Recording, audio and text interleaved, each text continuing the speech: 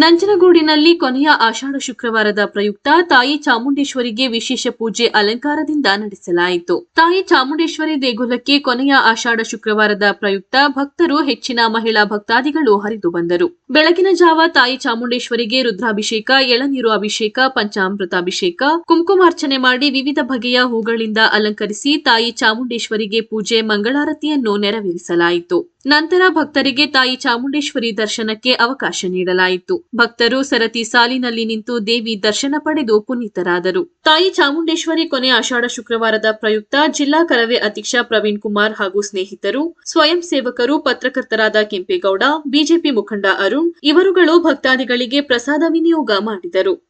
ಭಕ್ತಾದಿಗಳಿಗೆ ಪೊಲೀಸ್ ಇಲಾಖೆ ಬಿಗಿ ಬಂದೋಬಸ್ತ್ ಆಯೋಜಿಸಲಾಗಿತ್ತು. ಚಾಮುಂಡೇಶ್ವರಿ ದೇವಾಲಯದ ಕೃಷ್ಣ ದೀಕ್ಷಿತ್, ಶ್ರೀಕಂಠೇಶ್ವರ ಸ್ವಾಮಿ ದೇವಾಲಯದ ಇಒ ಹಾಗೂ ಮುಂತಾದವರು ಉಪಸ್ಥಿತರಿದ್ದರು.